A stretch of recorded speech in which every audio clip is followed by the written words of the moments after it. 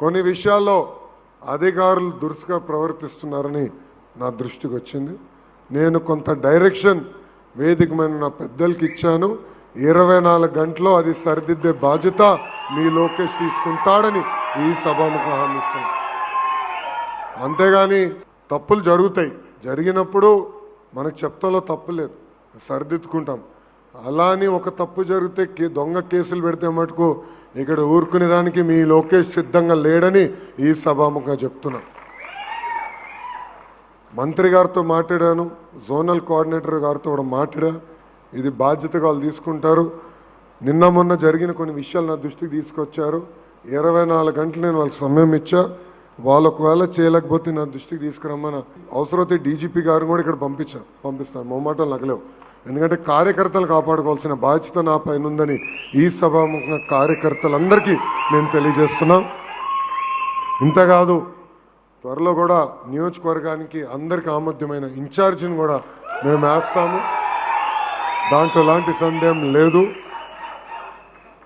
మన పని మనం చేసుకుంటూ వెళ్ళాలి. ఇన్ఛార్జ్ కూడా వేస్తాం. సో మీకు ఎలాంటి డౌట్ అవసరం లేదు. వేరే పార్టీ ఉంది కనుక ఇన్ఛార్జ్ లేవని ఆ డౌట్ అవసరం లేదు. మన పార్టీ మందే, మన పార్టీ సిద్ధాంతాల మంది, మనం కలిసికట్టుగా ముందరికెళ్ళాలి. కూటమి అనేది ఇంకా 3 కాదు 10 టర్మ్లు కలిసికట్టుగా ముందరికెళ్తున్నాం. ఎలాంటి డౌట్ ఎవరికి అవసరం లేదు. నంబర్ 1, కుటుంబం అన్నప్పుడు సమస్యలు వస్తాయి, రాకుండా పోవు. ఆ సమస్యలు పరిష్కరించడానికి ఒక వ్యవస్థ ఉంది. పరిష్కరించే బాధ్యత మేము తీసుకుంటాం. ఎవరికి ఎలాంటి సందేహాలు అవసరం లేదు. అంతేగాని no misfire, no crossfire, అది గుర్తుపెట్టుకోండి. మన దొట్టి ఇన్కమింగే డోర్, అవుట్ గోయింగ్ ఉండదు. ఎవడు బయటికి వెళ్ళేదానికి లేదబ్బా. అందరిని కట్టేసి లోపలేసా, కలిసికట్టుగా పనిచేయాలి. మన సమస్యలు మనమే పరిష్కరించుకోవాలి. ఒప్పుకుంటారా? దానికి కట్టుబడి ఉండాలి. మనందరం ఒక విషయం గమనించాలి. అన్నగారిని కూడా ఓడించాం మనందరం 89లో. బాబు గారిని కూడా 2-3 సార్లు ఓడించాం. 2014 నుంచి 19 వరకు అద్భుతంగా సంక్షేమం చేసాం, అద్భుతంగా అభివృద్ధి చేసాం, రోడ్లు వేసాం, వీధి దీపాలు కట్టాం, పరిశ్రమలు తీసుకొచ్చాం. అరే కియా మోటార్స్ తీసుకొచ్చిన నియోజకవర్గం ఓడిపోయామబ్బా.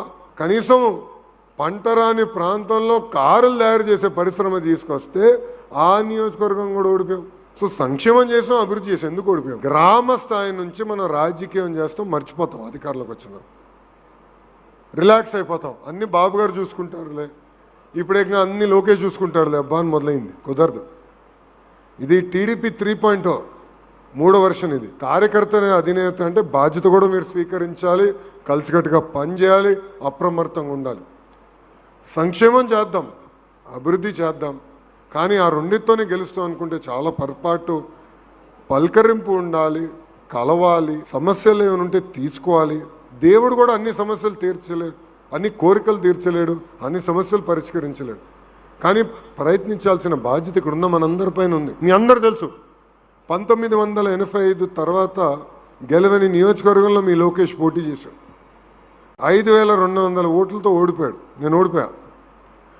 కరెక్ట్గా 5 సంవత్సరాలు నేను కష్టపడ్డా, ప్రతి గడప తొక్కా. ప్రజలతో ఒక బంధం ఏర్పడింది, నాయకులతో ఒక బంధం ఏర్పడింది. కేవలం మండల పార్టీ అధ్యక్షులు కాదు, క్లస్టర్ యూనిట్లో కాదు, బూత్లో ఉన్న నాయకులు, గ్రామంలో వార్డులో ఉన్న నాయకులతో బంధం ఏర్పడింది. వాళ్ళ ద్వారా ప్రజలతో ఒక బంధం ఏర్పడింది. సో ఈరోజు ఎవరు వచ్చినా ఆ బంధం మటుకు తెంపలేడు. అలాంటి బంధం ఏర్పాటు చేసుకోండి.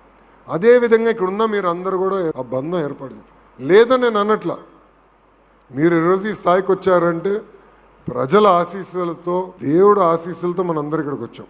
దాంట్లో ఎలాంటి సందేహం లేదు.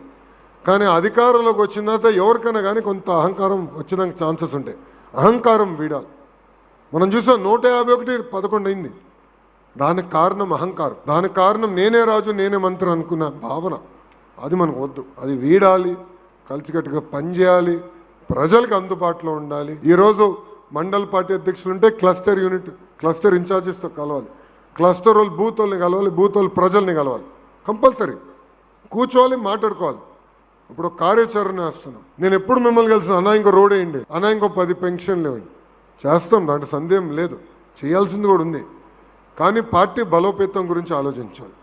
ప్రజలకు ఎట్లా దగ్గర అవ్వాలో మనం ఆలోచించాలి. సంక్షేమం చేస్తే ఓట్లు పడతాయి, సంక్షేమ రూపంలో ఓట్లు పడతాయి అనుకుంటే చాలా ప్రమాదం. అది టీఎంసీ కూడా సంక్షేమం చేసి ఓడిపోయింది, గుర్తుపెట్టుకోండి. డిఎంకే అద్భుతంగా వాళ్ళ రాష్ట్రాన్ని అభివృద్ధి చేశారు, పరిశ్రమలు అద్భుతంగా తీసుకొచ్చారు, ఓడిపోయారు. కారణం ఒకటే, ప్రజలతో బంధం తెగిపోతే ఎంత సంక్షేమం చేసినా ఎంత అభివృద్ధి చేసినా మనం ఫెయిల్ అవుతాం. ప్రజలతో బంధం ఉండాలి, కార్యకర్తల మధ్యన బంధం ఉండాలి, అది ఎప్పుడు తెగిపోకూడదు. ఎవరైనా అలుగుంటే, అందరు పర్ఫెక్ట్ ఉండరు, ఎవరైనా అలుగుంటే బూట్ అధ్యక్షుడి పైన బాధ్యత ఉందబ్బా పట్టుకొచ్చేదానికి. అతని వల్ల అవ్వకపోతే యూనిట్ వల్ల అవ్వకపోతే క్లస్టర్ వల్ల అవ్వకపోతే మండల్ పార్టీ అధ్యక్షులు, మీరు సీనియర్లు ఉన్నారు, ఏమీలు అందరు ఉన్నారు, వెళ్ళి పట్టుకురండి. అలక అనేది ఉండకూడదు, పార్టీలో ఉన్న బంధం ఎప్పుడు తెగిపోకూడదని ఈ సభాముఖంగా నాయకులందరినీ కోరుకుంటూ, కష్టపడదాం, పనిచేద్దాం. ఒకటే గుర్తుపెట్టుకోండి, పార్టీ అనేది సొంతలు, ప్రభుత్వం అనేది కిరాయిలు బాస్. పార్టీ అనేది సొంతలు, ప్రభుత్వం కిరాయిలు. ఇది మర్చిపోద్దండి. చివరికి అందరం వచ్చేది ఒక దేవాలయానికి, తెలుగుదేశం పార్టీ ఆఫీస్కి. చివరికి అందరం అక్కడికి వెళ్తాం, అది మనం మర్చిపోకూడదు. సో అధికారంలో ఉన్నామని కాళ్ళు ఎగిరేసుకుని ఓ అంటే కుదరదు. ప్రజలు మన దగ్గర నుంచి కొన్ని విషయాలు ఆశిస్తారు, దానికి అనుకూలంగా మనందరం పనిచేయాలని సభాముఖంగా కోరుకుంటూ, నాకు ఇంత అద్భుతమైన అవకాశం ఇచ్చిన మీ అందరికీ